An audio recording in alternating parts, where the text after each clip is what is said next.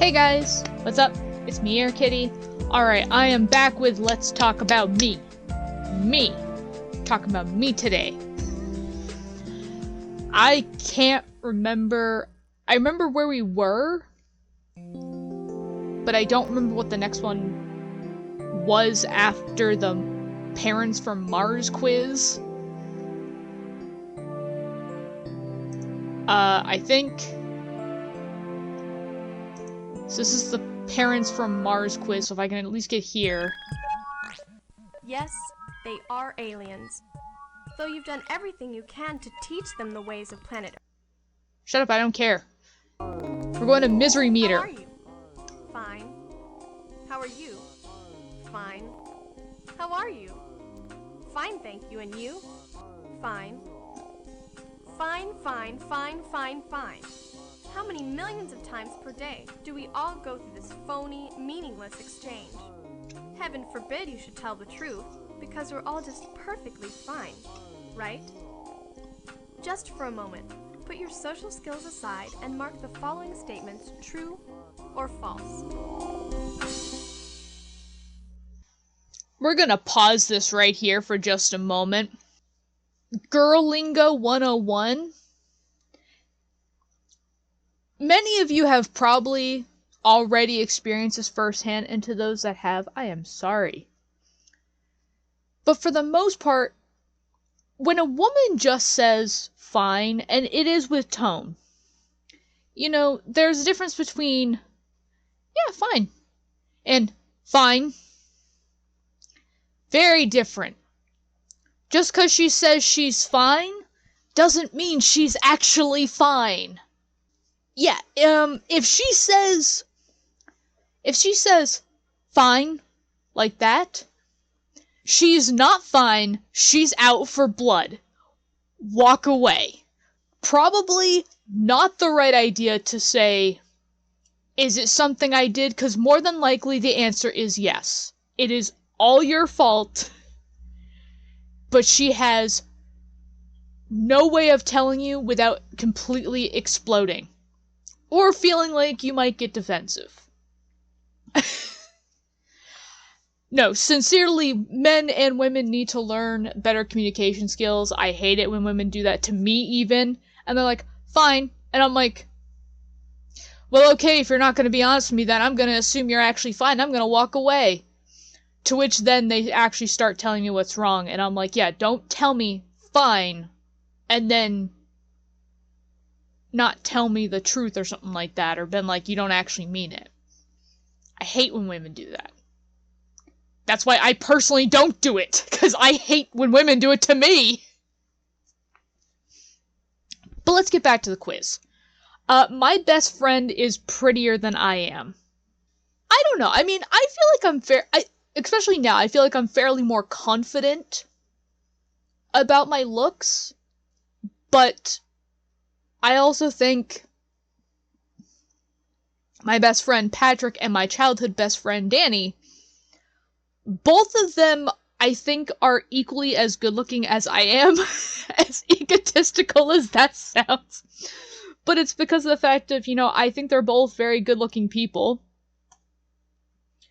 As well as the fact of, I think I equally bring something to the table. Just as much as they do. So I guess I'll say false. I feel like a fool at parties. Sometimes. Depends on the party. I'm not much of a party person to begin with. But, I've learned over the years how to socialize and how to enjoy socializing. So, I wouldn't say, well, maybe, I feel like, yeah, maybe I feel foolish sometimes at parties, so, yeah. I know the weekly television guide by heart. Actually, absolutely not. I don't. Not that it was necessarily like we had the means to, but I don't think my dad was happy accepting the idea that we didn't have the financial means to get all the luxuries in the world. So I feel like through my dad, I always had a false sense of we weren't poor, but I kind of feel like it, it then became very apparent after my parents got divorced, like, no, we're poor. On both sides, not just through my dad, but for both sides. My mom couldn't make enough, and my dad couldn't keep it enough to, couldn't keep the money enough to make ends meet. But no, I didn't know the television guide by heart. I have a million pimples. My acne actually wasn't that bad growing up. Like, yes, you'd get the unicorn pimple or something like that. You'd have the big one right here, something like that. That was what I got.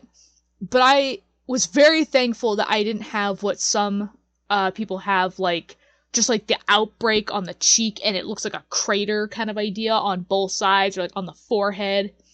I was very happy for that, actually, so no, I don't have million pimples. I don't like Mondays. I really actually don't like Mondays. But I think growing up, I actually hated Sundays more. And the reason why I hated Sundays, it had nothing to do with religion, actually. It was for the fact of...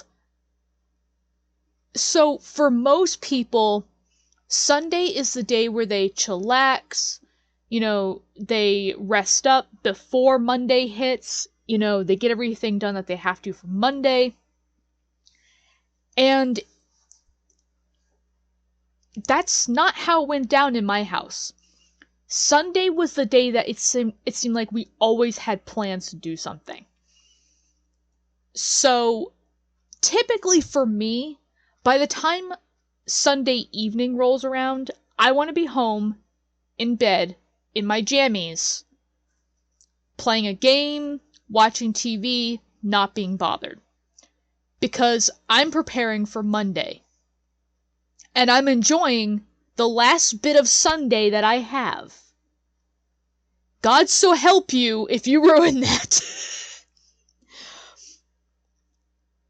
But I think it was more so because the fact of, as I got older, well, when I was younger, I felt like I had more responsibilities. The schedule was more rigid. Being older now, that schedule is much more flexible because I actually have the right to say no to things. But yeah, I would say Mondays still was typically not my favorite day of the week. I feel totally alone most of the time. Yeah, actually, I did. Growing up, and at times even now. Except for now, being older, I've accepted being alone. And I'm not only okay with it, I actually thrive in it sometimes. I have enjoyed my own company, in a sense. And I think that's definitely a skill that a lot of people need to learn, is how to be alone and how to be okay with being alone. Because one thing I remember telling my friend Patrick was, I think the point of the conversation was basically to say, like, you need to learn how to trust yourself, and you need to learn how to look out for you. And the analogy that I used is I was saying to him, I was like, there is only one person in this entire world who you were born with, and you will also die with. At the exact same time on both ends. That person is you. No matter what you do, no matter what happens, the person that is always going to have your back is you. So, you are stuck with yourself till the end of time. So you better learn how to like yourself. You better learn how to cope with yourself, in a sense. Because you're going to be... Because, again, you were brought into this world with you, and you will die with you. So I guess, yes, when I was younger, I did feel a lot more alone. Obviously, divorced parents also do not help. I still feel that way at times now, but it's not alone in a bad way. It's alone in a good way, I guess. So yes. I have a high IQ, but I do my best to hide it. No. I am proud of my IQ. I flaunt it wherever I can. I love my boyfriend more than he loves me. I did not need to be attacked today. First and foremost, I don't have nobody. Okay? I don't have a boyfriend. I don't have a girlfriend. I don't have a them friend. I don't have those. I am by myself. Okay? But secondly, yes, I am that person that would probably love my partner way more than they love me. I have a lot of love to give, and I want to show it 25/8, and I need a partner that's ready for that. Most of them have not been ready for that. I'll say true, because yes, if I did have a boyfriend, I would absolutely probably love him more than he would love me. Everyone is putting pressure on me.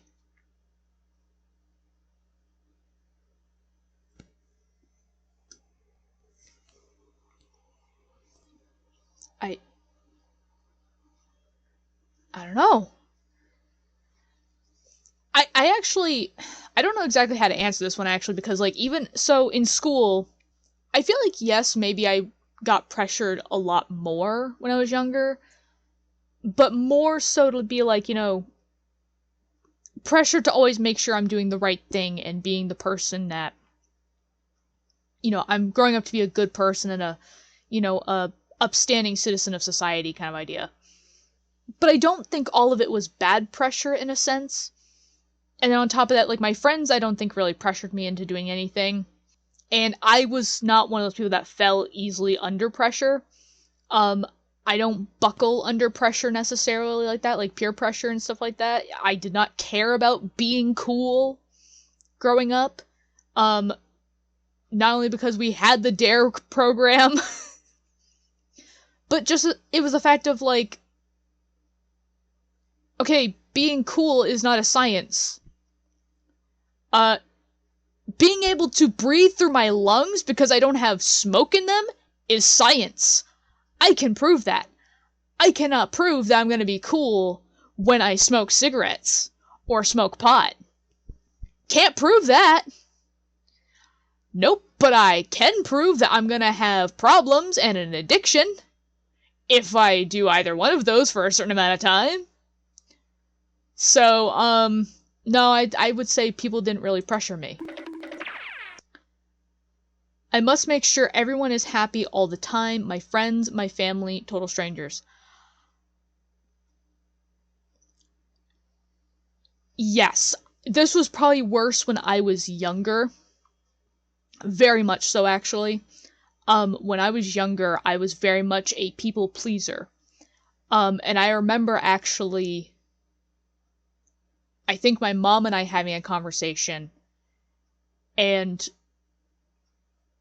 my mom was the one who kind of pointed that out about me, and was the one that kind of steered me in the direction of, I need to take charge of myself. She was actually the one that I remember having this conversation with, where she was saying that there's a difference between being nice and being kind.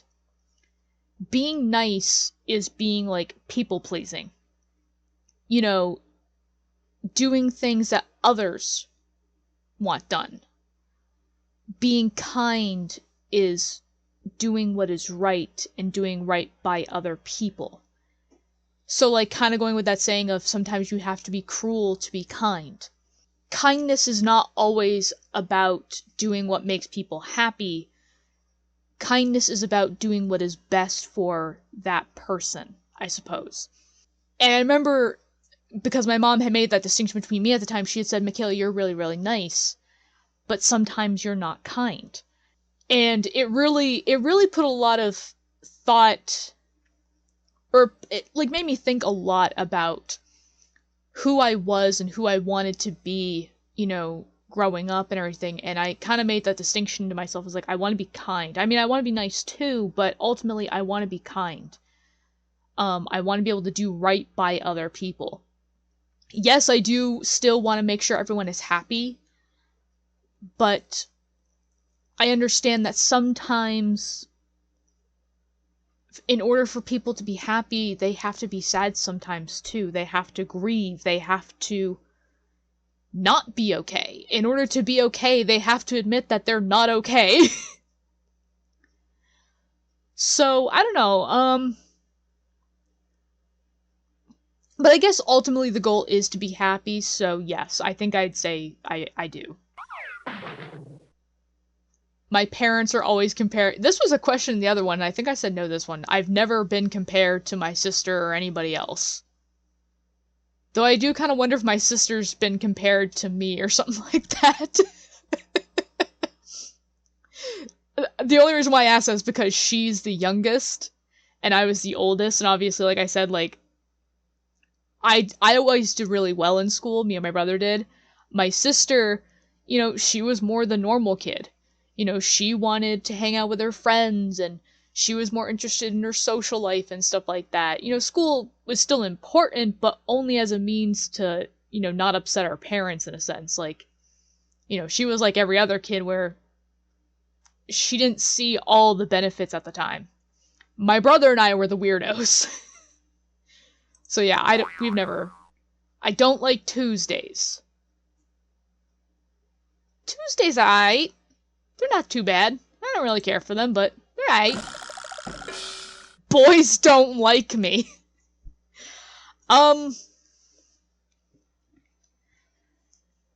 They like me up until the point that I tell them that I'm demisexual. And I explain what that means to them, and then they don't like me no more. So technically it's not true, it's false.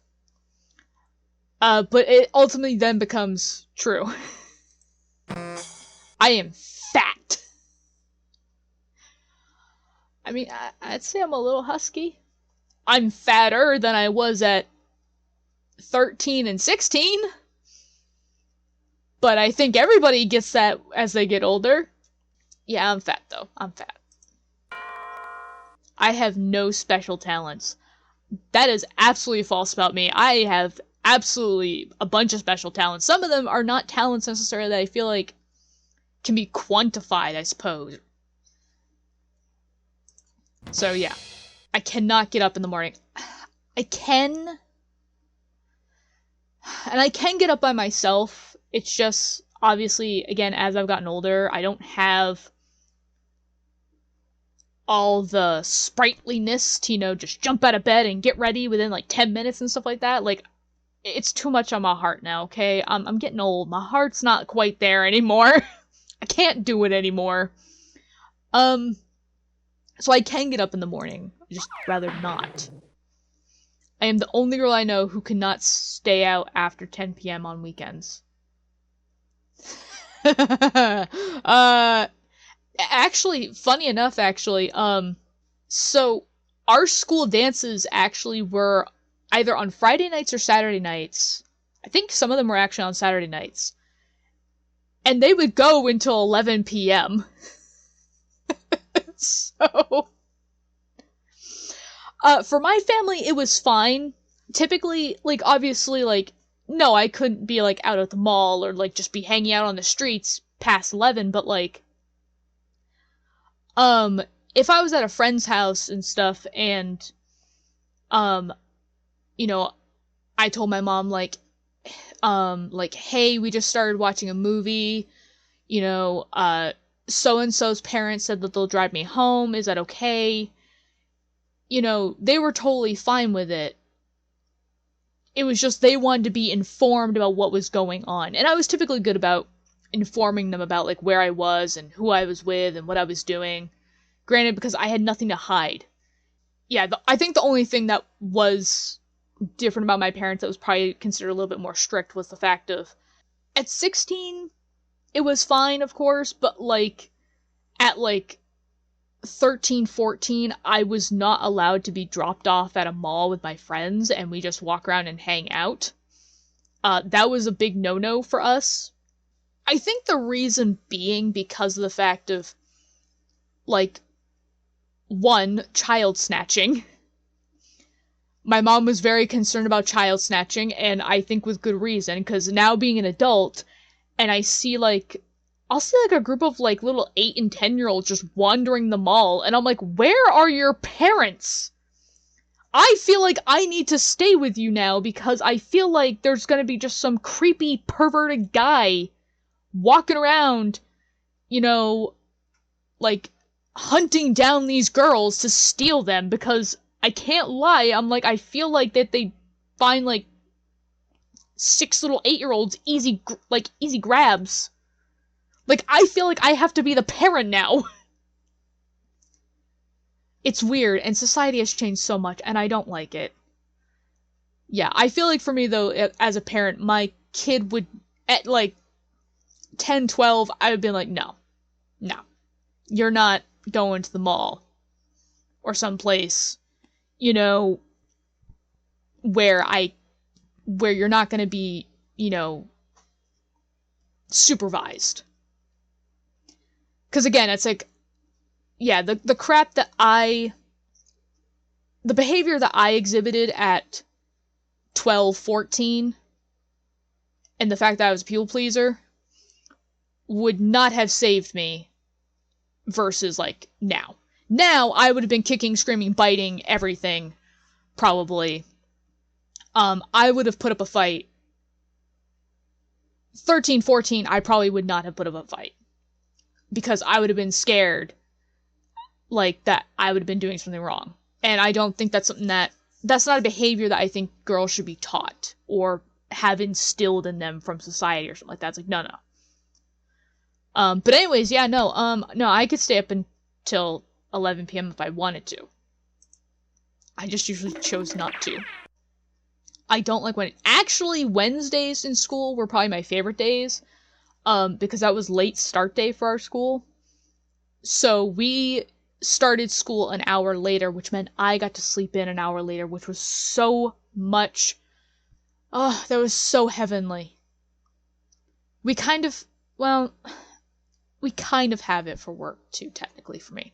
One of my morning meetings is pushed back, so I don't have to wake up as early, but it's not, like, by, like, an hour early. I still wake up around the same time. I just give myself, like, 10 more minutes. But, no, Wednesdays were cool. I hate school. I actually didn't hate school that much. I didn't like certain classes, as well as, you know, certain teachers, but I didn't hate school. Everyone is watching me. I can't lie, I feel like I would have wanted everyone watching me versus what I felt like, which was I was invisible. Because at least if everyone was watching me, I was important enough to have somebody watch me.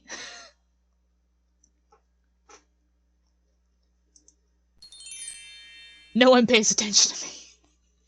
Wow, I was just talking about this. I keep going back and forth about whether I'm answering this as if I'm 16 versus being 30 years old. 29, really, but I'm pretty much 30 now.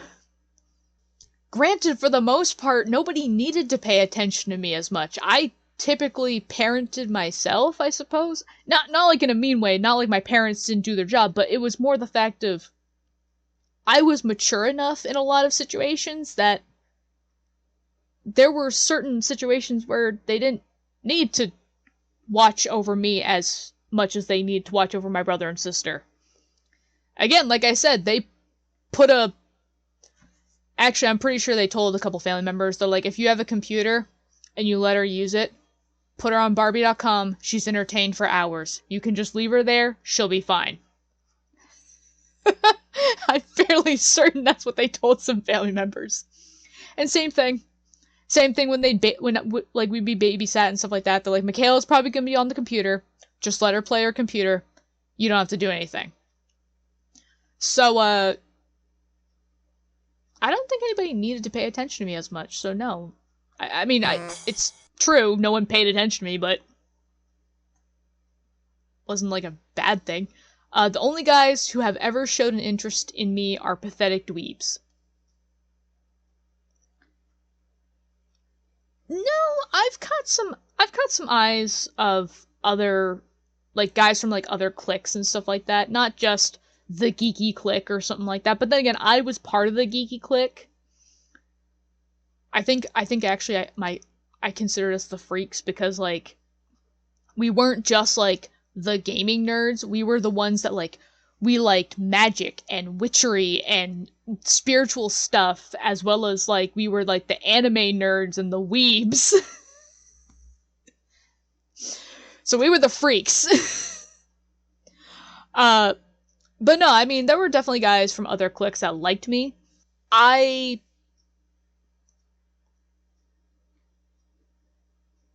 probably just didn't really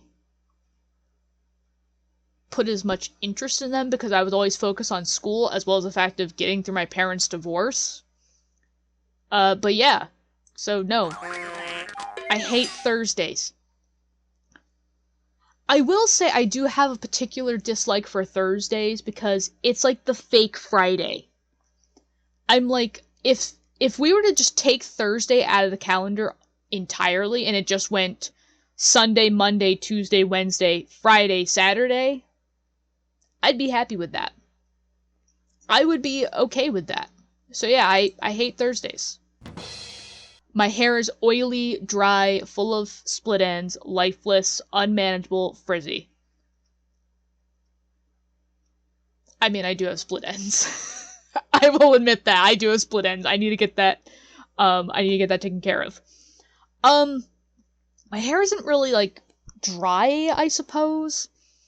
I will say, again, being, when I was younger, oily would have probably described my hair a lot of times, mostly because of the fact of there was a couple different things happening. Like, there were times that sometimes I couldn't take a shower because I would get so busy throughout the day that I would forget to get in the shower, and by the time I remembered, it was already time for bed, so I was like, crap, I'm gonna have to do it tomorrow. As well as the fact of, there are days that, I feel like there's a lot of people that can probably relate to this, but, you just get so depressed and you get into this funk that it's like you just can't find the energy to want to take care of yourself.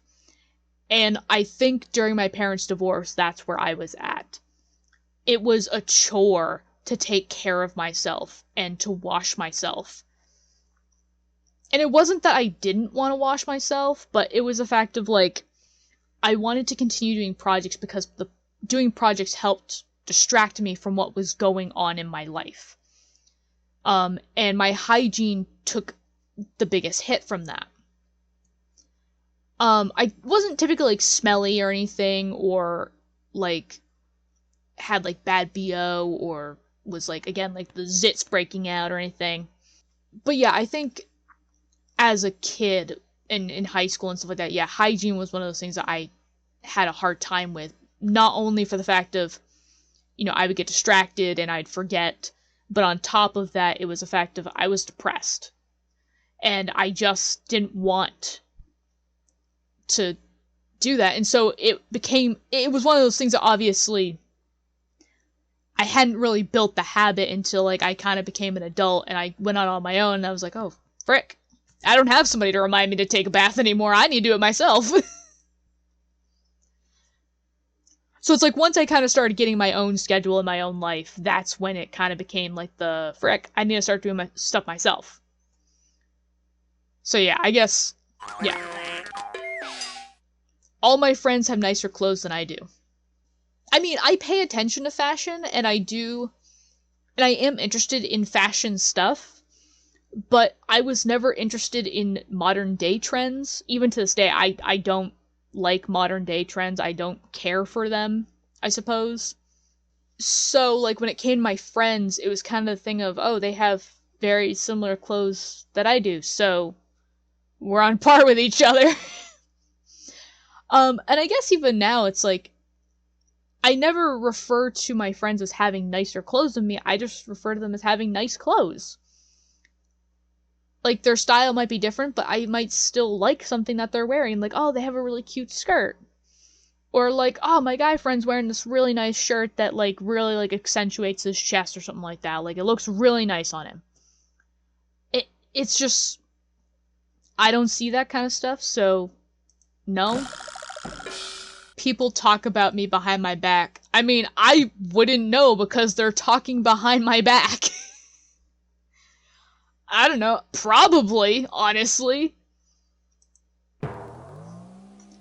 The person I most care about doesn't know I exist. My family doesn't know I exist. Well, that would be a conundrum right there. That would be a fun conundrum.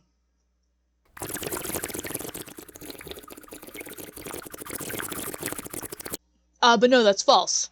The people I care about do know I exist, and they care that I exist, and they would be very sad if I stopped existing in this plane of existence.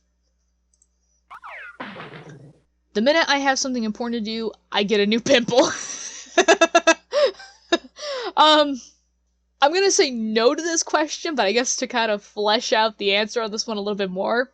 Yes, when I do get stressed, I do notice at times that a pimple will break out somewhere.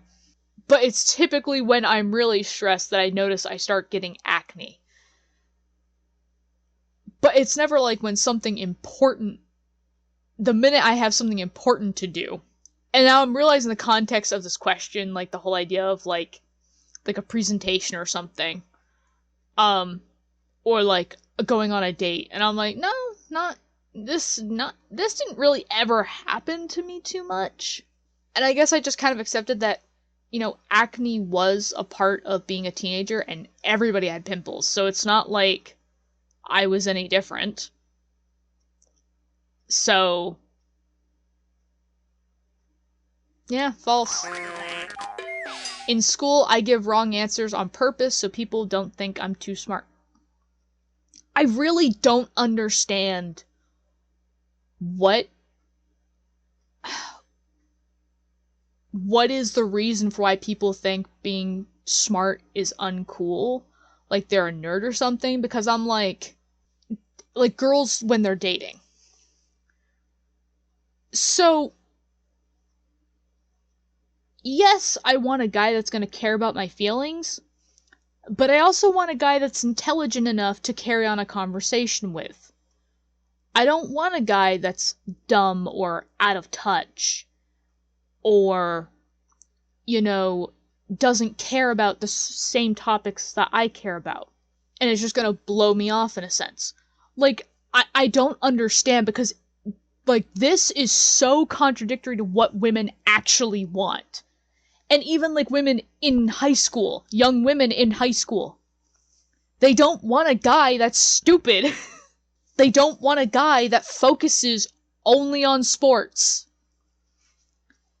They want a guy that is well-rounded, who, yes, is strong physically, but is also strong mentally. Because, as we've proven, time and time again,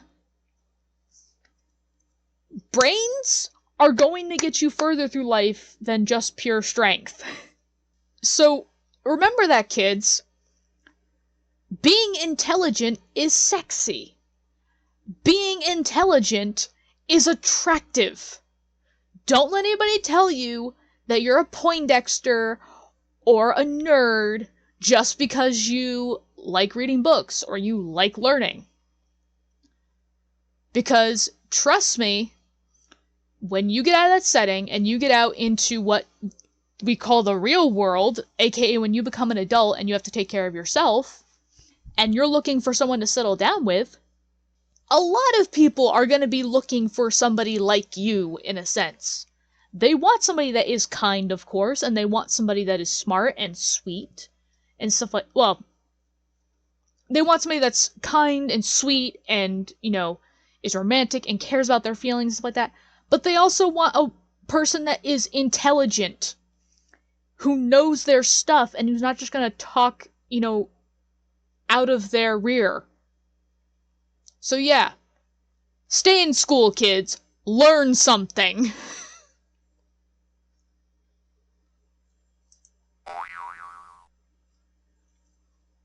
I spend over 45 minutes getting dressed in the morning. I don't even spend 45 minutes getting dressed in the morning now. I literally look at my closet, just kind of see what speaks to me that day, and it's typically like, oh, I like this sweatshirt. I'm feeling the sweatshirt today. Okay, so I've got a Rugrats sweatshirt. Well, I got some Rugrats shirts over here. I'll put that under that so I stay warm. And I got some black leggings. Perfect. There's my outfit for the day. That's kind of how it went in school, too. So, no. My family makes me ill. I mean, if we're putting anxiety as an illness, then yes. My family very much made me ill. In the context that this is talking, though, no. No. Reading the newspaper makes me ill. Yes, to a degree. Again, in the context that they're talking about. Basically saying they don't like reading the newspaper. I don't like reading the newspaper for the same reason I don't like listening to the news at my age. Because the reason of a lot of news stations, yes, they report on the news, but they're not reporting on the actual facts of things.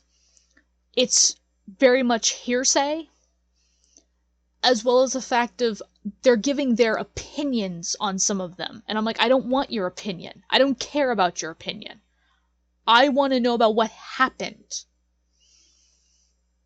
I don't want you to show me, clips from the presidential debate making one of the candidates look like an idiot and the other one look like, the intelligent one. It's like, no, tell me what actually happened, in a sense. Now, yes, if it's one of them actually made themselves look like an idiot, then sure. But I can see some stations where they report on news, but it's mostly fear-mongering. And I don't respect those people. I don't respect those reporters. I don't respect those stations. And it's kind of the same thing with newspapers or some editorials or magazines, stuff like that. It's the same thing. It's like, I can see where they're fear-mongering in a sense, or they're just being opinionated, and I'm like, But I think the big thing with the newspaper as well is that sometimes, one, there's never really a story that I really want to read about. But then on top of that, a lot of it is just bad news, and I'm like, I don't want to read bad news. If I wanted to read bad news, I'd read a story all about my life. I don't need more bad news. Thank you. So yes, the neighborhood I live in makes me ill. No. I actually don't mind the neighborhood that I grew up in and the same one I live in. I hate my handwriting. I didn't hate it until my mother pointed out how bad it was. Then I hated it. I don't have a piece of paper. Actually, no, wait, I have a sticky note.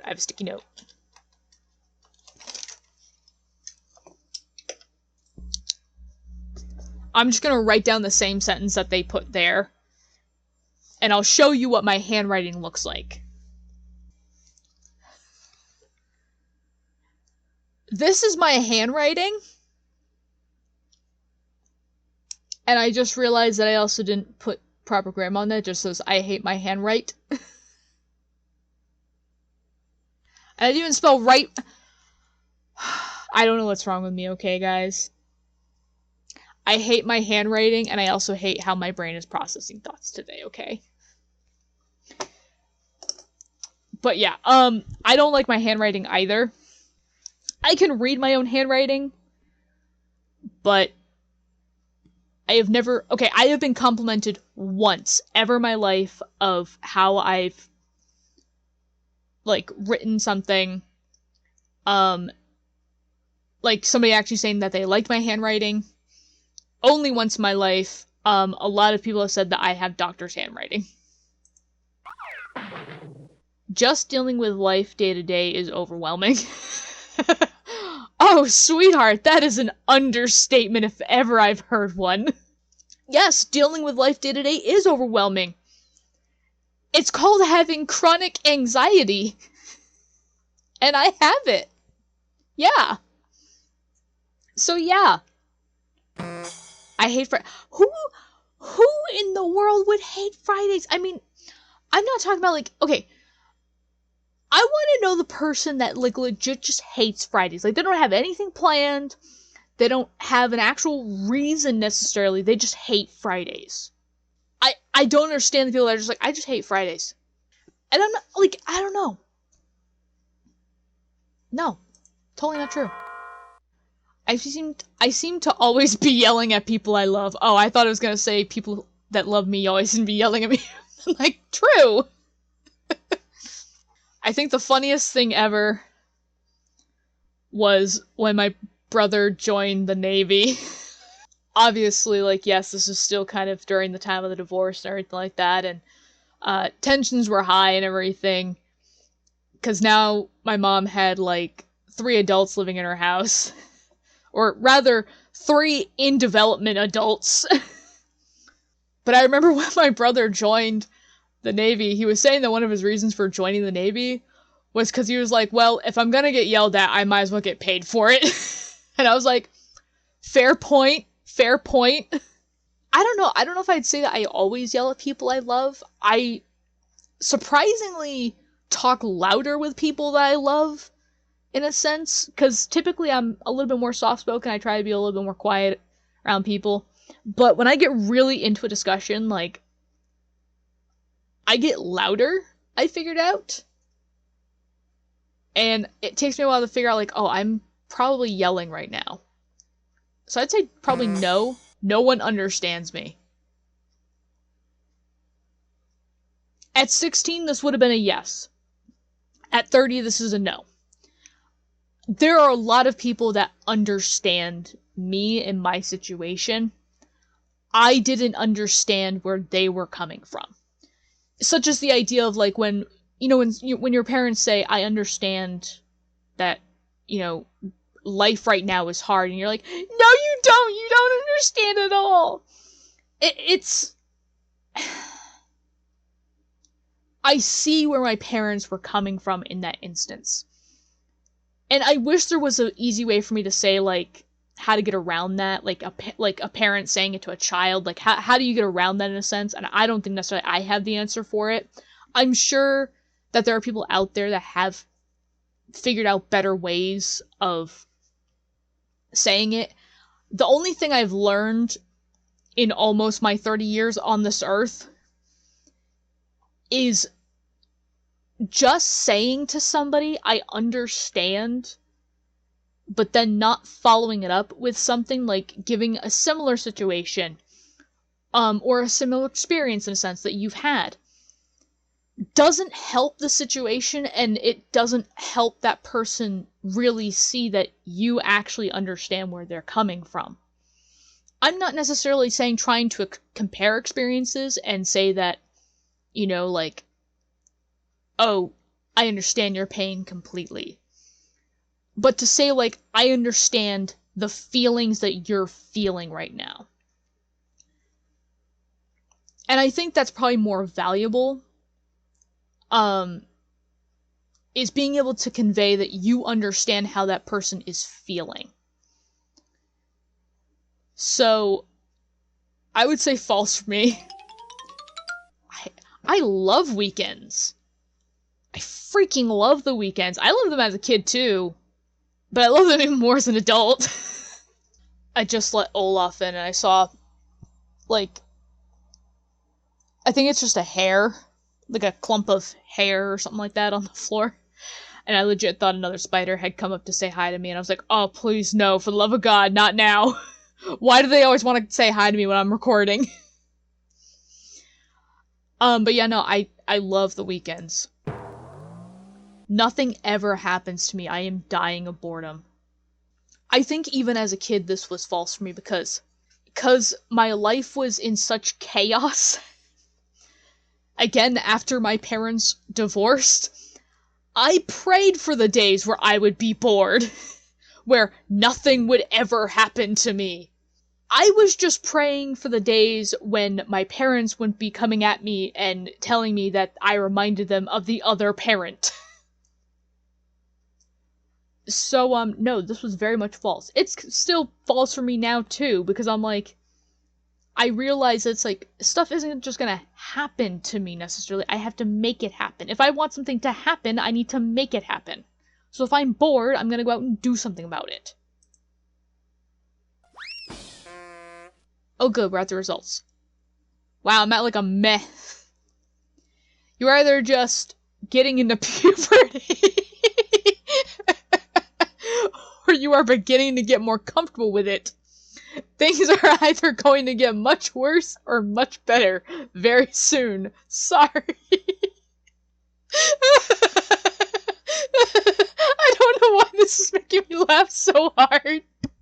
I just love the idea at 30 years old of hitting puberty again. Not like I actually want that to happen, but I just love the imagery of it. Could you imagine if at 30 years old they basically say like you hit a second puberty?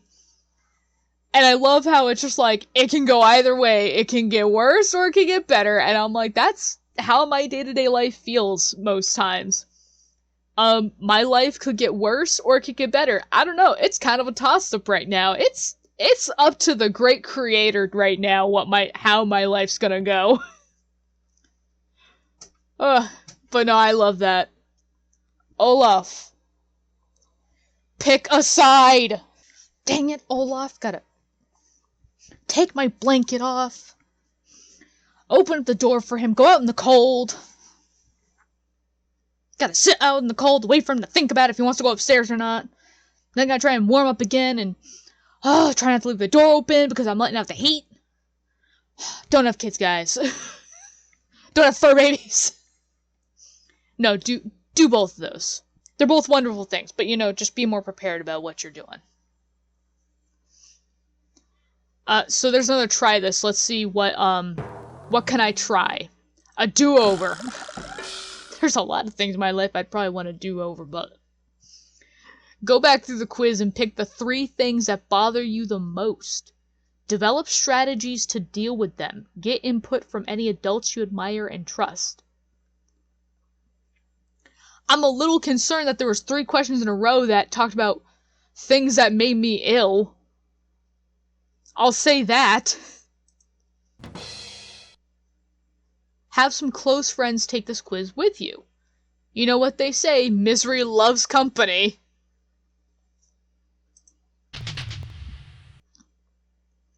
Try to keep your sense of humor. Go to your diary and write some humorous examples illustrating the utter misery you are in.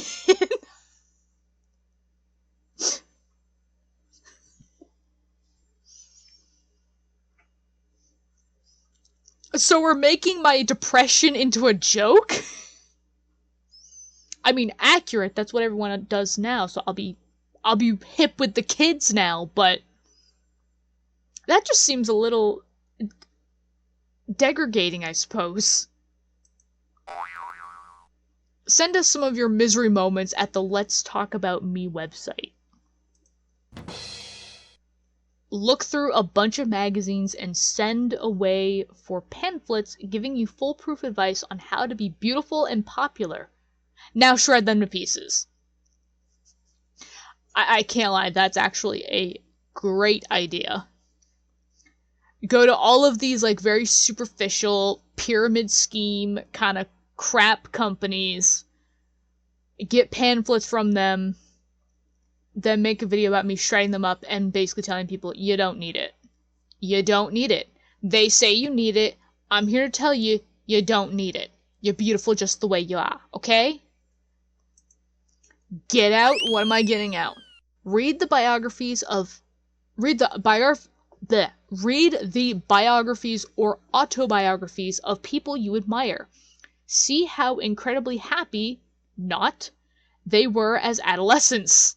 I feel like any of the women in the computer science field, I mean, I think they're happy now, but everything leading up to that moment of recognition, I feel like, they were not happy with.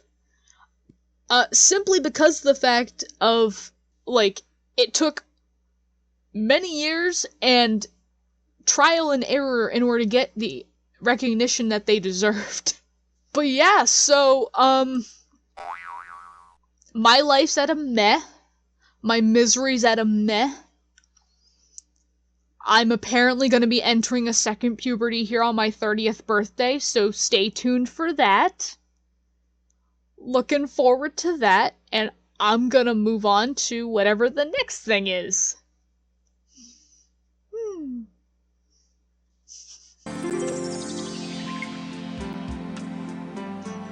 Oh good, we got to the romance. Statements. Click true or false. Goody, we got to the point where we're talking about boys. I enjoy having boys as friends. I mean, I just enjoy having friends, period. It's not just boys, in a sense. I mean, both boys and girls they bring something to the table, okay? They each bring their own unique treat to the potluck. And I enjoy both of them. Same thing with my non-binary pals. They also bring their own unique treat, and I enjoy it. I thoroughly enjoy all three. So yes, true. I am only attracted to guys who are way older.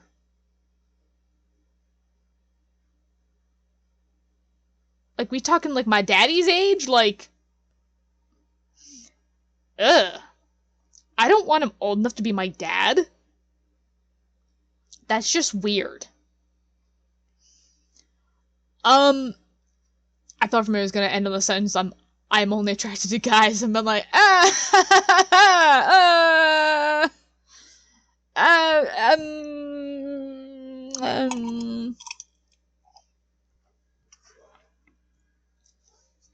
no. But way older, I mean, I guess no, because I'm like, I don't mind if the guy is like a few years younger than me, but they have to be mature. Like, they have to be an adult. Not just an adult, here, mature-wise, but an adult here as well, okay? If they're not an adult here, they can't have me. So I'd say false. I have a hard time saying no to an invitation. No, that's false. I can happily say no to things. Again, it's like, if I'm doing this as for myself right now at 30 years old, no, I can easily say no to an invitation. Being like, oh, sorry, I've got something planned, or, yeah, I'm just not feeling it today, sorry, I'm having a date with me tonight, and I can't cancel, okay? I've already canceled 3 times. The missus is gonna be real upset if I cancel again. She's been looking forward to this date. Can't cancel again, okay? So, yeah, no, that's false. I would never call a boy unless he called me first. I would call him. If he gave me his number, he obviously wants me to call him. But I guess for me, it's like, I wouldn't call just for no apparent reason, I suppose. Like, I would want to call with a reason, like, if I had something to talk about, or if I was like, oh, hey, so, me and a bunch of friends are going out, and, the place we're going I thought you might like, do you want to come with us? So, no. People would like me more if I had a boyfriend? No. I have known that forever, that people would not like me more if I had a boyfriend. I feel like people would like me less if I had a boyfriend, because then I never shut up about my boyfriend. I mean, I guess for the purpose of this quiz, because yes, I'm gonna say partner. I'm gonna replace boyfriend with partner. But people like me, like, if I had a partner, I feel like they'd like me less, because I would never shut up about my partner. So no. Boys don't like girls who are good at sports. Okay, that is so false. That is so false. I have been on the dating apps. Do you know how many guys I run into that are like, oh, I'm looking for a ski or a snowboard buddy, or I'm looking for someone to climb, like, Kilimanjaro with, or Mount Everest with, and I'm like, dude, I was thinking, like, let's have a nice, quiet night at home by a trickling fire and, I don't know, playing some Super Mario Bros. Or something, okay? Like, I was thinking that. That's my idea of excitement. You know, staying up until 3 a.m., eating candy, and basically living like we have no responsibilities the next day. That is my idea of thrilling. So this I know is absolutely false. Boys can handle it if a girl is smarter than they are.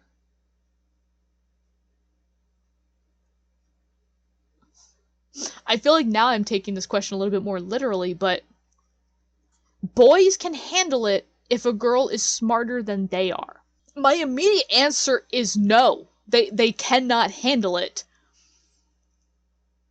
But this isn't just a boy-girl thing, I think. This is just a person-to-person thing. People cannot handle other people that are smarter than them. So no, I guess no. True love lasts forever. I would agree with that. And I think more of this statement is more like actual true love lasts forever. Because, like, even those people, like, you know, like, elderly couples that have, somebody, you know, like, they got married and then that partner died, and then, like, 20 years later they find somebody else, it's like, just because they found somebody else doesn't mean that their first, you know, spouse or partner, you know, it doesn't mean that they don't love them. That person, they are always going to love, they are always going to cherish. And I think that love does last forever.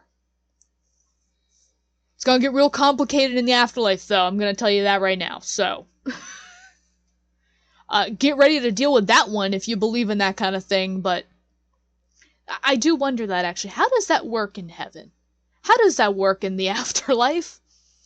If you got married, the person died, and then you got married again, or you found another person that, you know, you had a partnership with, and then all three of you died, like, is that not an awkward exchange to have? Just like,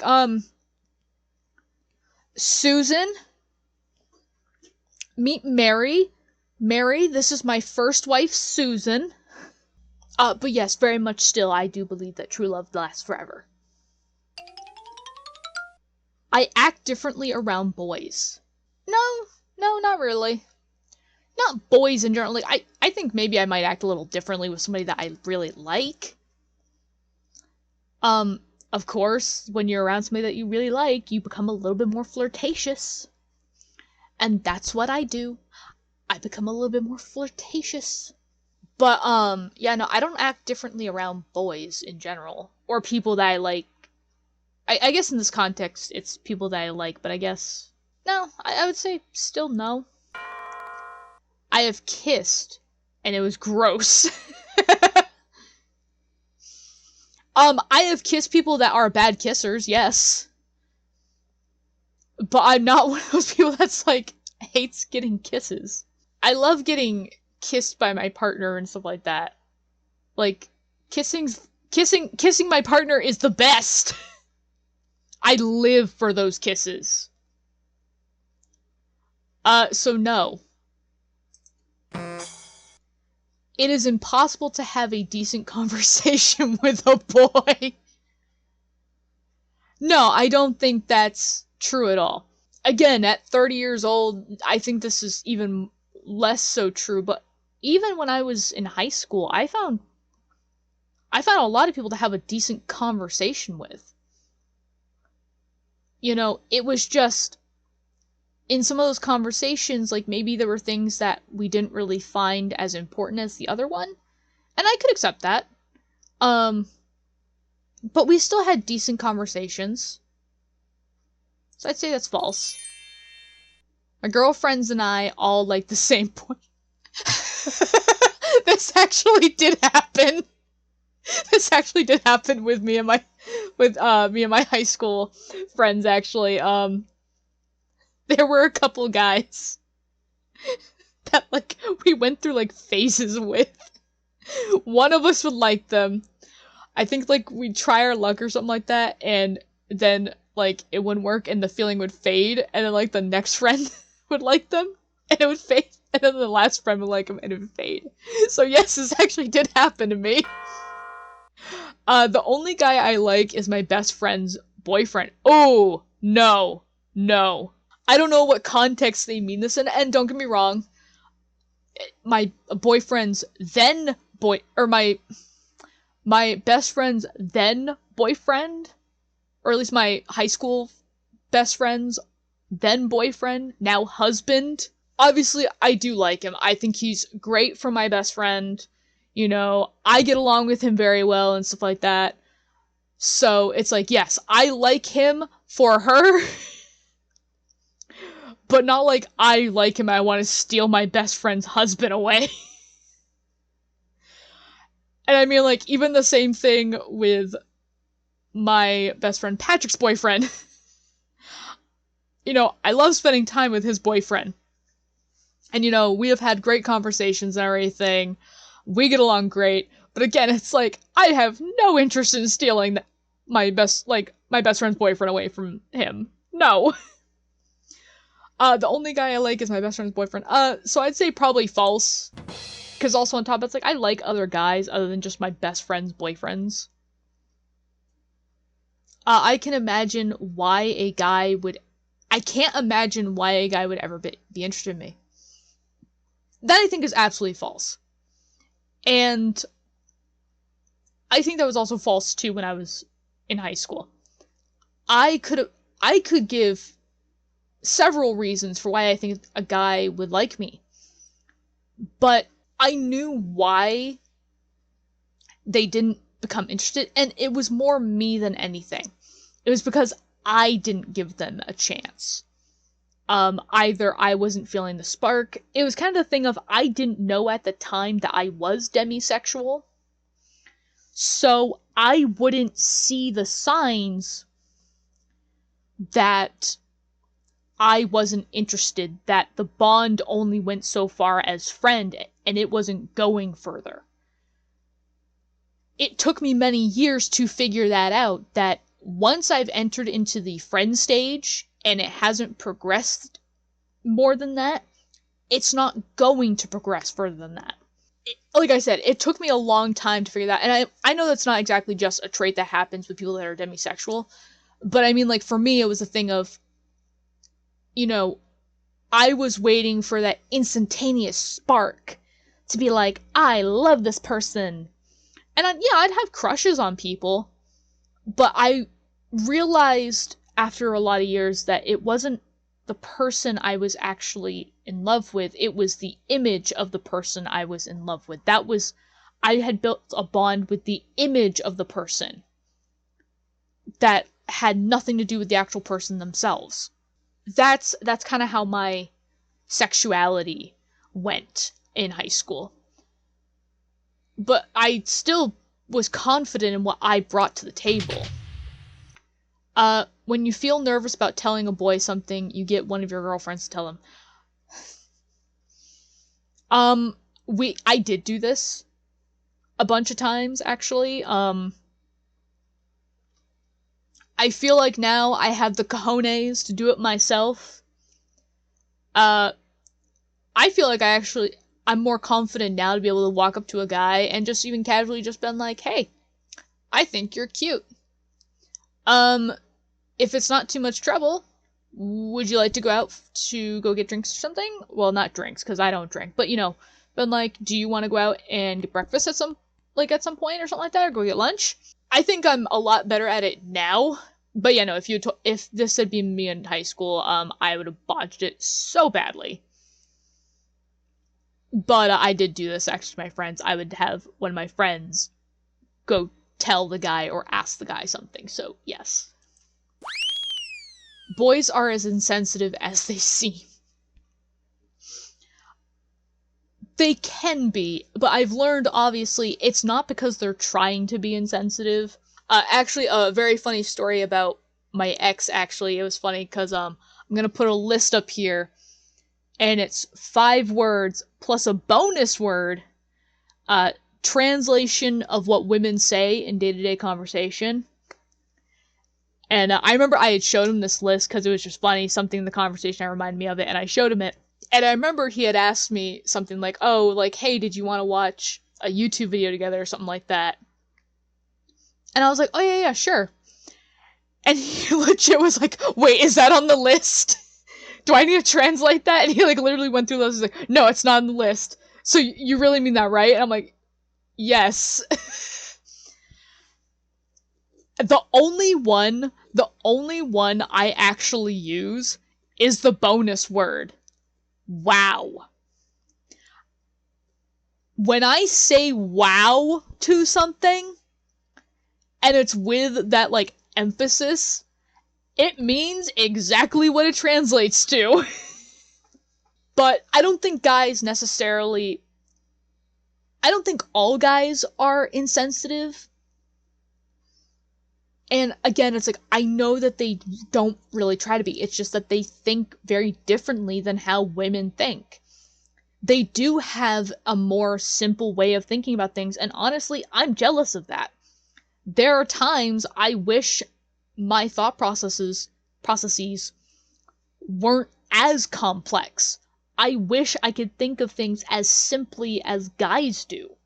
But yeah, so I don't think they're being insensitive, so I'm gonna say false. The cute boys are all taken. I also learned this was false. Granted, I also learned that if the cute boy is not taken, there's also probably a reason. Whether he is the reason or he has given himself a reason, there's a reason why he's not taken. But yeah, the saying is kind of true. The good ones are always taken or gay. So yeah. For this question though, how would I answer this? I'd say false. Guys like it when a girl asks them out. I would actually say that this is true. I think a lot of guys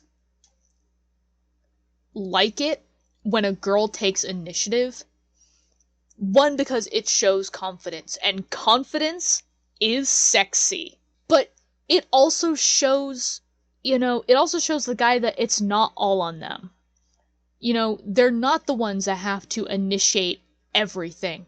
The woman can do it too.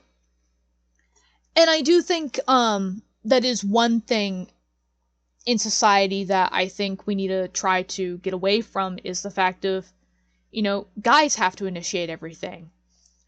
It's like, I think it has to be on all ends, for all parties, in a sense that it has to be initiated by all parties. Yeah, sometimes it can be one of the partners initiates, conversations and dates and plans and everything like that. But the same thing also has to be true for the other partner, because if one partner is the only one that initiates things, it's a very one-sided relationship, and it usually is not going to last. So I would say yes, guys like it when girls ask them out.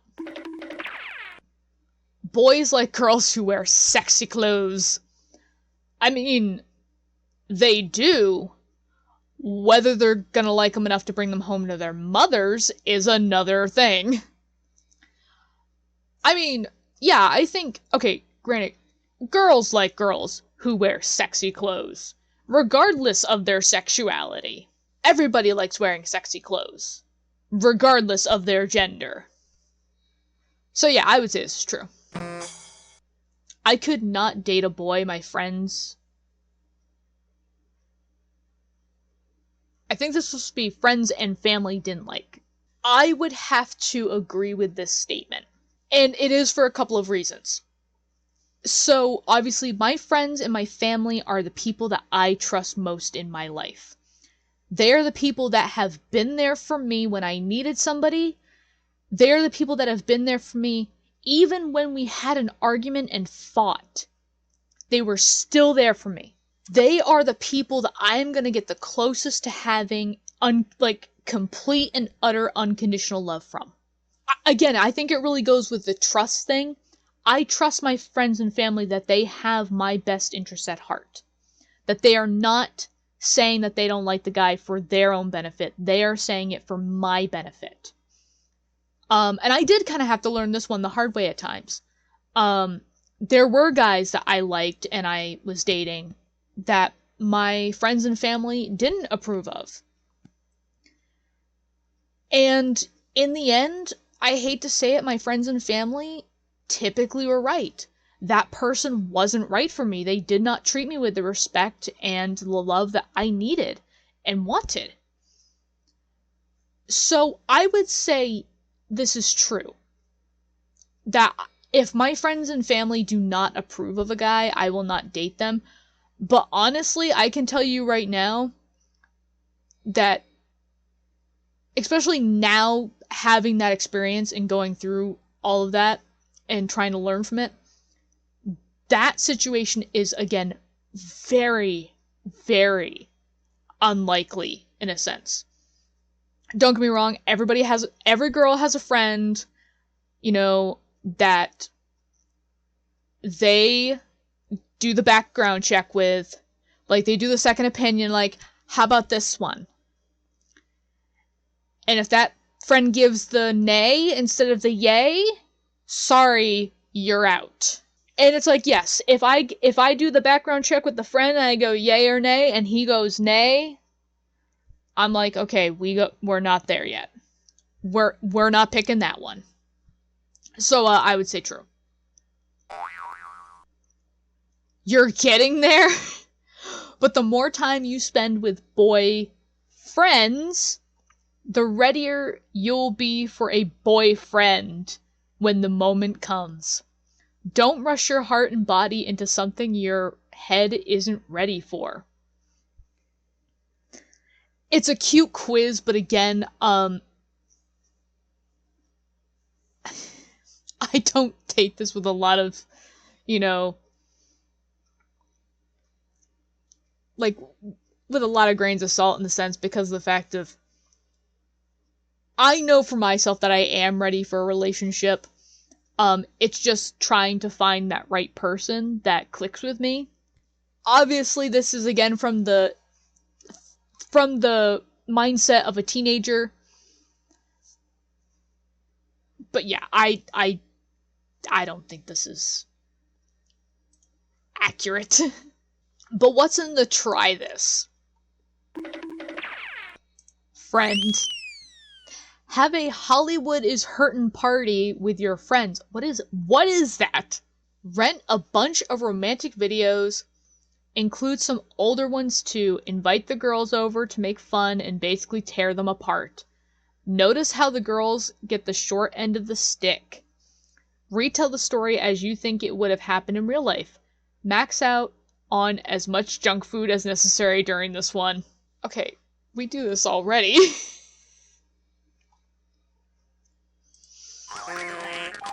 Okay, online. Interview your mom, friends' mom, and other women you know over 20 about their first romance. Then interview some dads and older guys too. Write up the results and email it to our...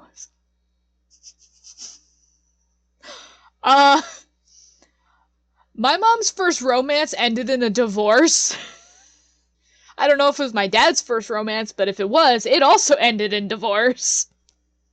I don't think it went so well for them. Diary. Write a short story in your diary about your dream relationship. Oh my god. For those who might remember this about the Diva Stars, there was this one mini game, I believe in Alexa's room, where you could write like a diary entry. I remember writing like a diary entry either about a guy that I liked at the time or just like a guy in general, like a dream guy in a sense. And I was saying how romantic it would be if I essentially had kind of like the like tunnel of love situation. And the reason why I thought that was because I had just seen like the episode of Hey Arnold where Arnold is trying to pair up with Ruth for the tunnel of love. My dad, I guess, he needed something, or he was in the room with me chatting with my mom or something like that. And he looked over my shoulder and read this, and he made fun of me like it was stupid. And I was like, but Daddy, I love him. But so apparently now I need to rewrite that story again. Chat, oh god. Do a little research to help us all. Interview some boys at school and ask them the following questions. Email the answers to our website for all to benefit from. What do you like to talk to girls about? What's the best way to start a conversation with you? What's your biggest problem with girls? What's the greatest thing about having girlfriends? Feel free to add questions of your own. As a reporter, you can ask anything. I'm actually tempted to send this to my guy friends and then ask them and been like, is this okay if I read this on a video? Just to see. Because I'm like, one person I want to ask is my brother. I want to see if what his answers are. I have a couple other guy friends that I want to message and been like, how do you feel?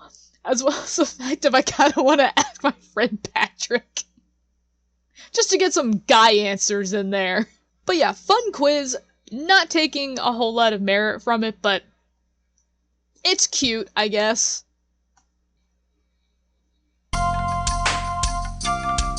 Match the careers at the left to the women on the right. Click a key and click a woman to make a match. Be sure to take a peek at their diaries when you're done.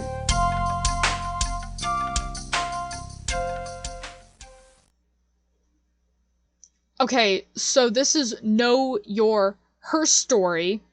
This is the last section for the My Personality part of the game.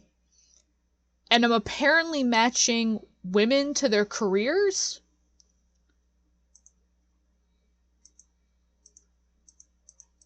It said match.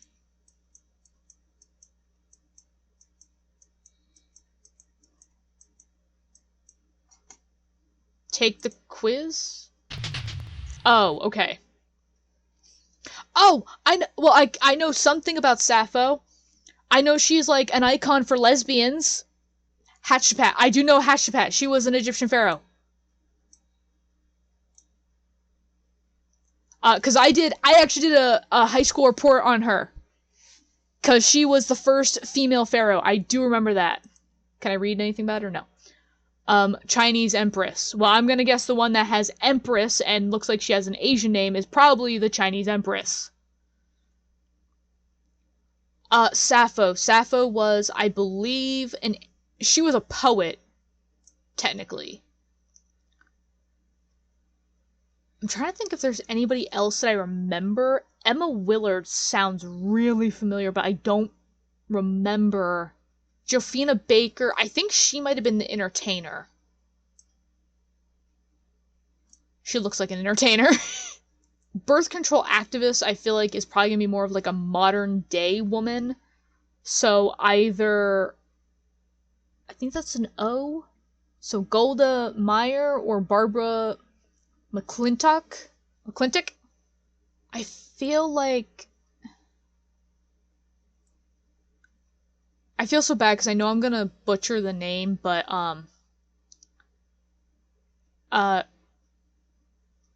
Sonyer?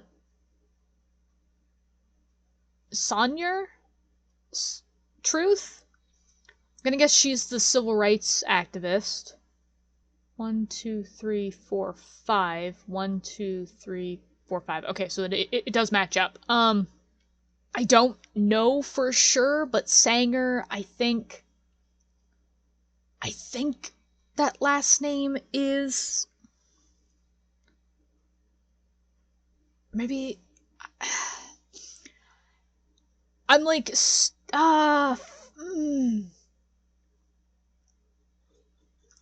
like trying to figure out who the Israeli stateswoman is because I feel like that's gonna be a lot easier to figure out. I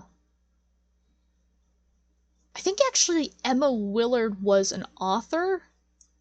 I feel like Sand was either I feel like it's either the Israeli stateswoman, scientist, or possibly even the educator. The birth control activist I feel like is either Barbara Golda. I feel like Golda could also be the Israeli stateswoman. I feel like she's probably a stateswoman, actually. Actually, yes, because she's at a podium, so yes. So then I'm going to guess birth control activist is Barbara.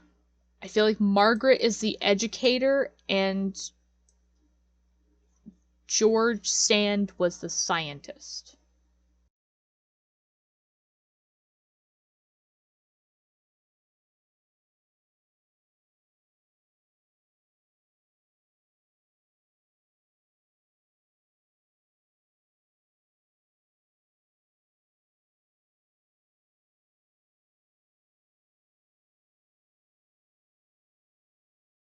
Read the diaries.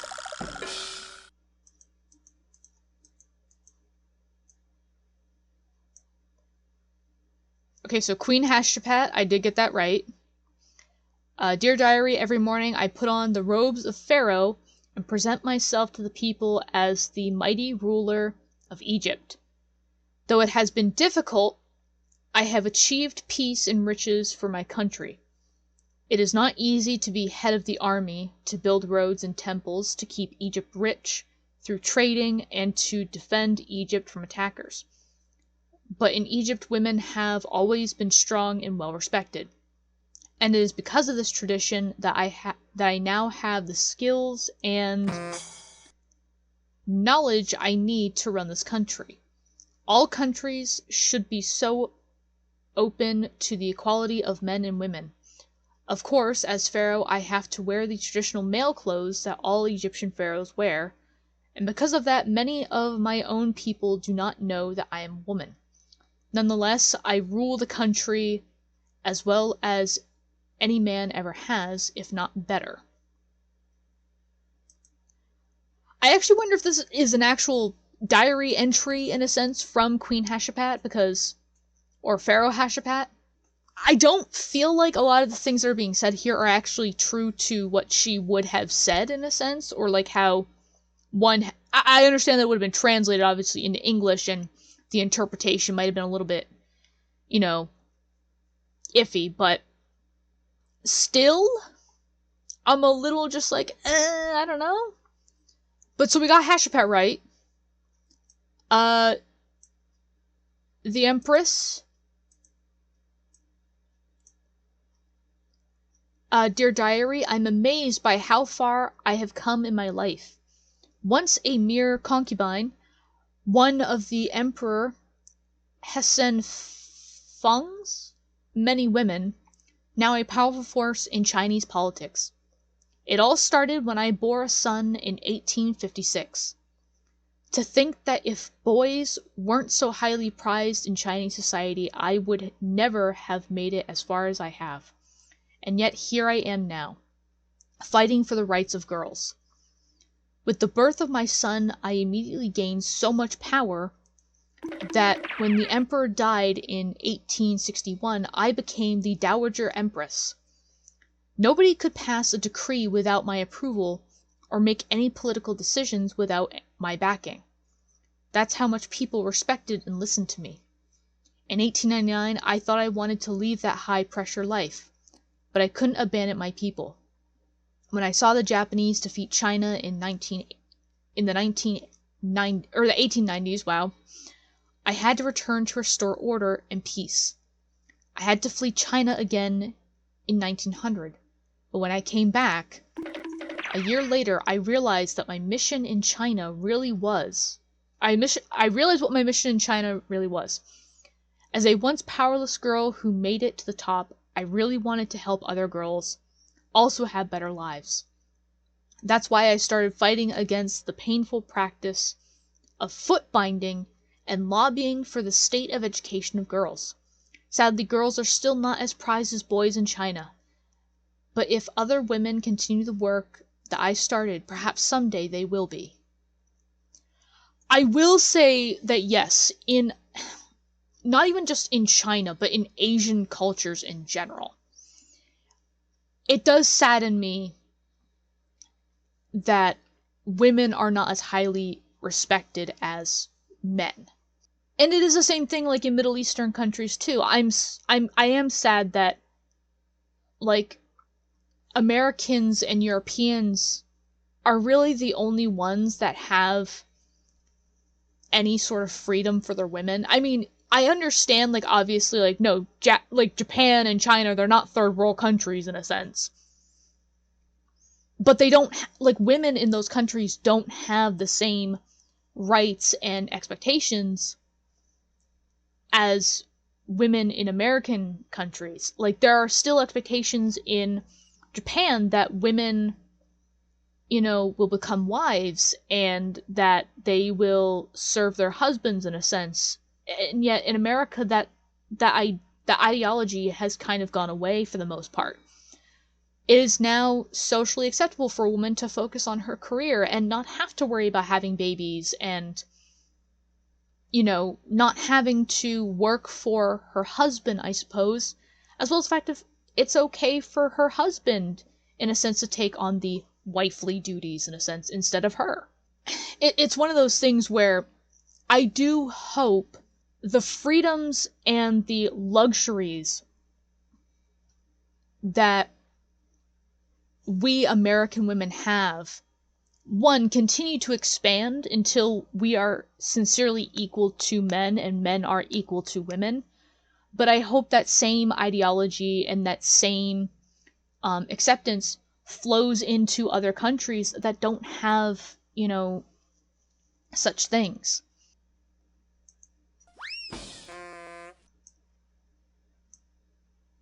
Ooh, okay, I did get the civil rights one correct as well. So far we're 3 for 3.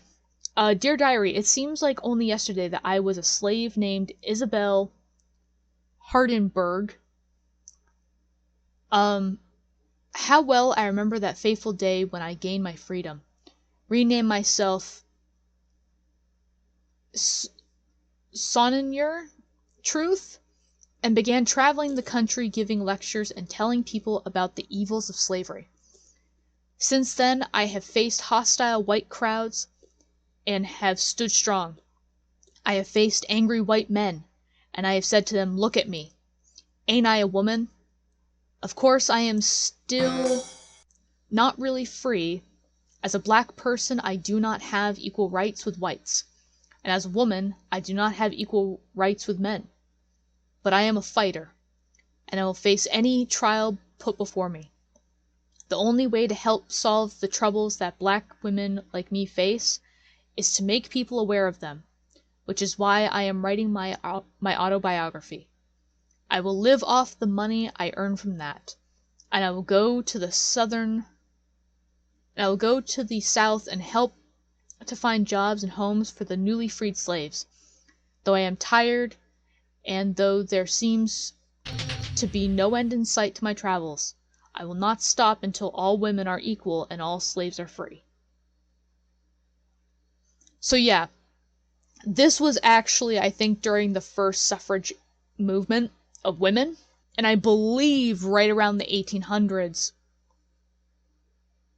Yeah, the late 1800s is about the time that the original women that started the suffrage movement started to realize that black women were even were at an even bigger disadvantage than white women. They were seen as even less than. And so they started recruiting black women, to help fight for their cause in a sense. But again, so we've got this one right. So we're 4 for 4 now, still at 100. Sorry, Mike. We are still 4 for 4. We are still at 100%. Birth control activists. Sorry, we've got 3 for 3. My bad. Come on.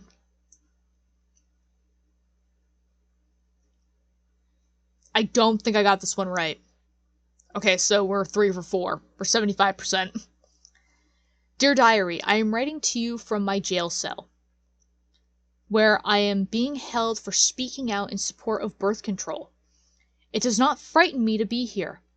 I will go to jail as many times as necessary until women are free to control their own reproductive practices.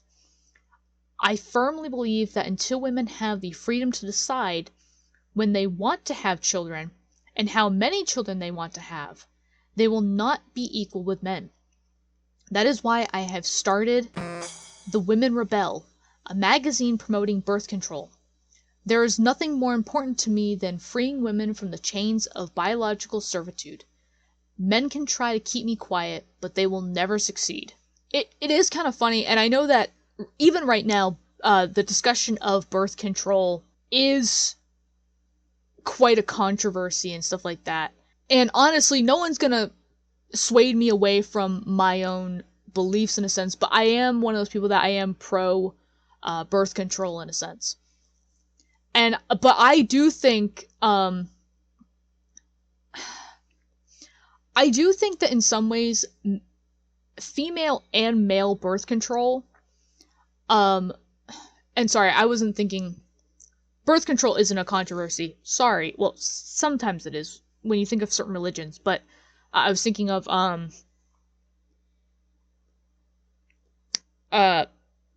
abortion for some reason. But birth control, in a sense, I think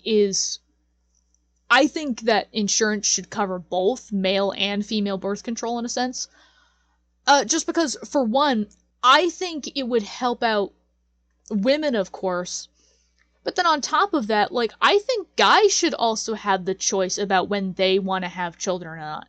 Because guys fall into this trap a lot, where women will be like, oh no, I'm taking the pill, I'm totally not gonna have a kid. And they've talked about this, and the guy's like, I really don't want a kid right now, I can't have a kid.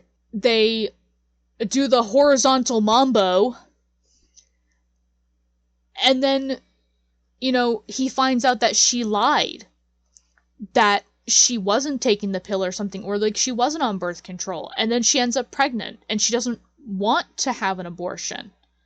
So the guy, gets trapped in this I'm sure that there's a lot of guys out there that, they still love their children, and they wouldn't give them up for the world.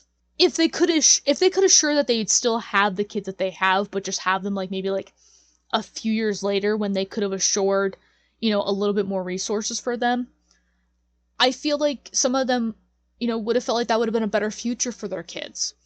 So I know a lot of people, when they think of birth control, they just think of women, but I think of it for both, because I'm like, yes, while birth control is really important for me to make sure that I don't get pregnant, when I don't want to, I think birth control is really good for men, in a sense, so that they can also decide if they don't want to get a woman pregnant or not.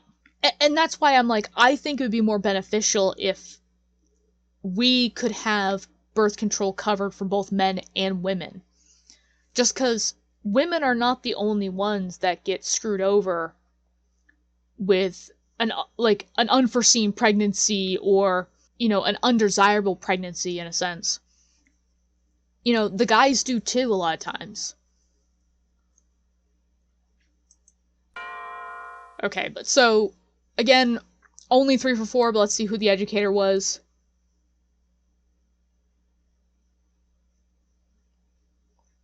I think I said that she was an author, so shoot, I wasn't right on her either. Dear Diary, I am outraged by these men who believe that girls are not smart enough to learn math, science, history, and philosophy. I insist that both boys and girls receive equal access to public education. Since no one else has initiated a movement in this direction, I've taken it upon myself to open a school where girls can learn these subjects. Instead of just the sewing and cooking and etiquette they have always been taught. It's about time people started realizing that by refusing to educate girls as highly as boys, we are only using half of the powerful minds and the wealth of talent in this country. I am also writing textbooks for the girls to use in my school. Can you believe I am the first person ever to do this? Which is funny, because that idea definitely caught on in college. The professors would write a book, and then they require that you buy it for their class. But I do really like this, actually. I'm trying to think of who else. There was somebody... I'm trying to remember. So there is another very, very popular person who actually is considered the mother of computer science. Like, the one that literally started computer science. So a lot of people argue that, like, women were the first ones to pioneer in computer science. I would actually say, if you go back to the origins of it, where people usually start this thing, I would say actually it was a combined effort with men and women. So the woman in question, her name was Ada Lovelace. She was a mathematician. And she was considered, you know, the mother of computer science, and she was the one that basically started the computer science field. But yet it's funny, because when you look at the story of how, like, her fame came to be and everything, it wasn't just her. So she had a male friend. His name escapes me, unfortunately. I believe his last name was Baker, though. So we will call him Mr. Baker. But so she had a friend, Mr. Baker, who was also a mathematician, and he was the one that came up with the idea of the sorting machine. Like, the very first computer, in a sense. Now, obviously, he ran into an issue, and he couldn't figure out how to fix it. He asked Ada to look at it, because he trusted her, and he knew that she was brilliant, and she came up with a solution to help him. That eventually helped him get the machine off the ground. Now, I think when I hear that story, I'm like, that doesn't tell me that Ada Lovelace was the sole creator of the sorting machine. It's like, I think that was a combined effort, because it's like, obviously, her friend Mr. Baker came up with the idea of the sorting machine. He is just as smart as she was. But it's the thing of, they both relied on each other's minds, you know, to come up with solutions and stuff like that. And again, like with computer science, as much as people like to say, like, oh, you know, computer science is a field that you can do by yourself, you really can't. It actually goes a lot better when you work together with people. And you do something that's actually called paired programming, which is where both of you look at a piece of code and you code it together, in a sense. And, you know, if somebody makes a mistake, or if someone's like, I can't figure out what's going on with this, you know, the other person has a fresh set of eyes, and they go, oh, you forgot a semicolon here, or something like that, or, oh, you forgot to add this. It gets the task done a lot faster. And so, while I will say, yes, at the beginning of the field for computer science, women were the one that really put in the most work, in a sense, because back in the day when computer science really took off, it was seen as like a lower paying job. It was seen as menial in comparison to other jobs, you know, such as business jobs and corporate jobs. So women typically got that. After, as they say, and in a sense, I'm just putting it because I'm like kind of regurgitating what other people have said about this through history. They were like, after men saw how profitable the field could be and saw the strides that were being taken in it, they basically took the field from women and basically said, no, this is a man's field now. And while I don't necessarily agree with that description exactly, that is kind of how history has portrayed it in a sense. I think what it was is that women believed that computer science was a menial job because that's what they were told. They didn't see the benefits in what they had sometimes. I think there were some women that really did see the pioneering, like, engineering and, just brilliance that came with computer science. But I feel like there's a lot of them that it was just a job. It was just like, pushing paperwork in a sense. So I feel like, in a sense, because we women probably did not see the beauty that was computer science or how it could be utilized, in better ways, eventually we kind of left the field, and like those positions had to be filled. So then men started taking them. So I don't necessarily think it was an intentional takeover in a sense. I think it was the fact of it was just circumstances. I haven't really looked into the history of it, so I wouldn't take necessarily what I say, as gospel. But from what I'm kind of seeing, and also just from my own experiences with certain events and human nature, I don't think it was an intentional takeover. I do think somewhere along the lines, yes, men did intentionally make it sound like women were stupid and they didn't have the intelligence to be able to do computer science. But I don't think that was when men started entering the field more, in a sense, like at the beginning. I think that was once men were established in the field. This idea then became that women weren't smart enough to be in the computer science field. To which obviously history has proven it's like, absolutely not. We were the ones that basically made that field. So you can thank us for that. Thank you. But it's one of those things where, again, when it talks about, like, which gender really made the field, it's like, I think it was both. And I think that's something that we need to learn for that field in this, like, STEM fields in general.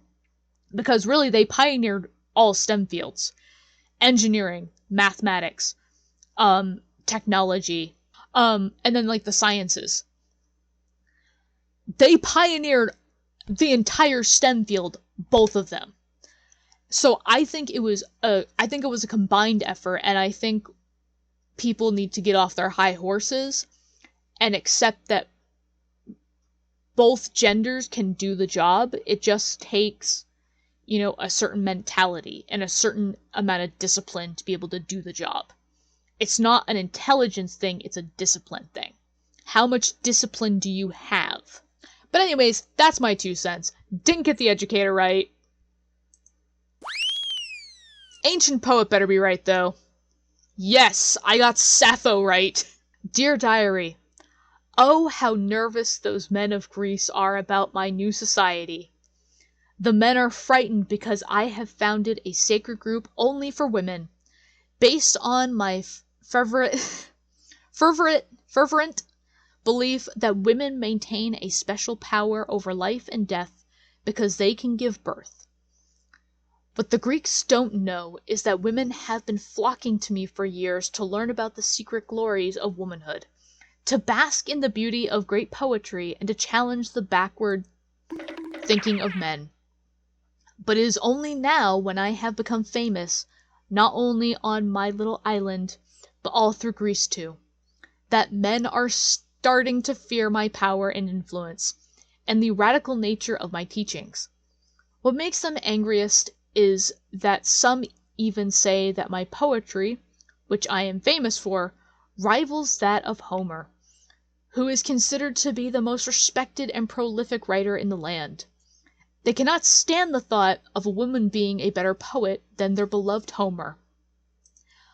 But I adore writing poetry, and I can't let the fear of a few worried men separate me from my muse. So much for Lewis and Henry. I do love the fact that we just glossed over the fact that Sappho was a big old lesbian. I love how we glossed over that fact. But we at least got Sappho right for the ancient poet. So that's 1, 2, 3, 4 out of 6. So again, not bad, but we could do better. Israeli state woman. Got her right. Golda Meir? Got her right, thankfully. Dear Diary, today is the proudest day of my life. After many years of hard work helping to build Israel into a state, after being the first woman member of the Israeli legislature, after becoming a prominent politician and a formidable stateswoman, finally the crowning achievement. Today I become Israel's 4th premier. One of the highest offices in the country. Nearly equivalent to the President of the United States. No longer am I the eager young political activist I was when I came to Israel in 1921.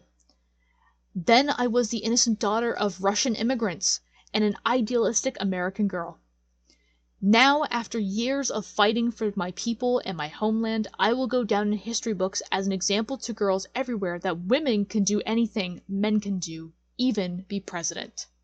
One day, we will have a woman president. Now, obviously, I don't just want any woman to be president, of course. But I want to see the day when a woman becomes president and she doesn't fall into the corrupted politics.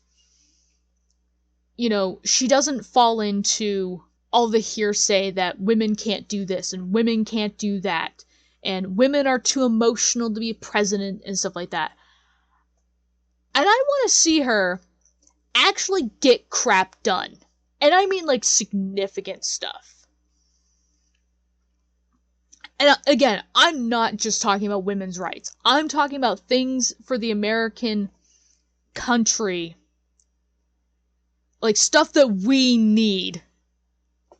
Like, she flips around the economy and everything. You know, she gets people jobs. You know, she's getting benefits for both men and women in workplaces and stuff like that. Like, everybody's getting health care. I'm talking like the big stuff. Like, she actually tackles the big stuff.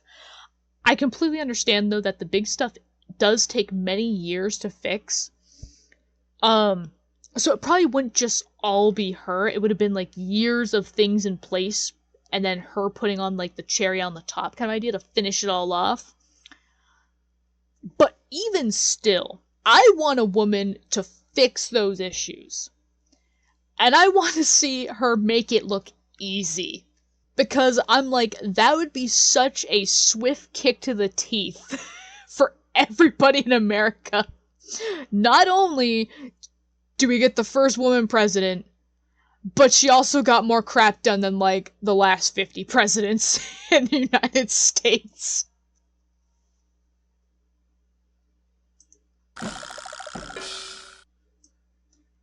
Okay, so we got Israeli state woman, so that's now 5 out of 7 correct. Entertainer. Ooh, Josephine Baker, we got her correct, so that's 6 out of 8. I'm just trying to remember that I got like 2 wrong. I got educator and birth control activist wrong, I believe. So that probably means author and scientist are going to be wrong too. Dear Diary, for 50 long years I have entertained the world with my singing and dancing. I was the sensation of Harlem, and then of Europe. And oh, you should have seen me. I had such a ball. Dancing across the stages of Europe, singing at the top of my voice in every dance hall and nightclub in Paris. Of course, I have a serious side, too. After all, I did win several major French medals for my work during World War II against the Nazis. And now that I've gotten older and my passionate temper has cooled off, I am back home in the US fighting for civil rights for blacks. But sometimes I remember those wild days of my youth, and I have to sit back and wonder that anyone could have such fun and at the same time achieve such fame, fortune, and influence. I mean, she is right. Josephine was one of the very fortunate few black people in the world, really, that didn't see as much discrimination as, you know, a normal middle-class black person. Though she doesn't really say how she's fighting for it, but then again, I guess, I don't know. I mean, good for her. I'm glad that in a sense that she was one of the people that didn't probably see as much discrimination as the others. And that she used her influence, in a sense, to fight for civil rights for, you know, black people.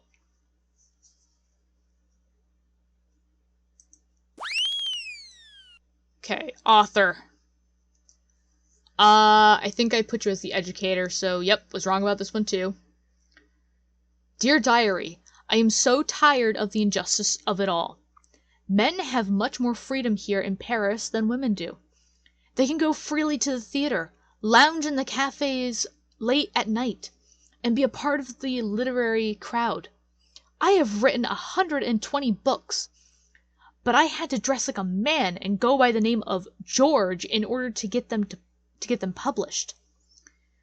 When I want to go out and enjoy the exuberant nightlife of Paris, I still wear men's clothes. Though most people now know that my real name is it Aurora Dupin? And that I am a woman. Many of my novels are even considered masterpieces now. Not bad for someone for whom writing is supposed to be inappropriate. When men read my books, they think the author is some man named George. How I would love to see their faces when they found out I was a woman. That does make sense, because I was thinking it was odd that, like, the name was George, and I was like, why George? I'm like, I don't think George is a very popular woman's name at some point. Now it makes sense why the name is George. Because yes, that was something very popular back in the day, back in like the 1800s and even the early 1900s, where women weren't able to get their work published because of the fact that they were a woman. So they would use a pen name in order to get their work published. George Sand, though, went the extra mile and even dressed as a man. Again, did actually happen. People think that transgenderism is a new concept in a sense. That was like we just found out about it within like the last 30 years. And it's like, actually, it's not. Transgenderism has been around for years. It's been around since Shakespeare's time. There were people back in, I believe, 1800s actually, like women that would dress as men in order to court other women, as well as the fact of there were plenty of non-binary individuals as well throughout the history as well. I believe, actually, I think it was Hawaii. I think it was Hawaii or another islander tribe of people from another like area of the world that actually non-binary individuals were actually held in a very high position. I believe they were kind of like shamans. They were seen as like shamans in a sense, but they were seen as almost godlike. So, like, the idea of being transgender or being non-binary in a sense actually is not a new concept. It's just, it's more socially acceptable now.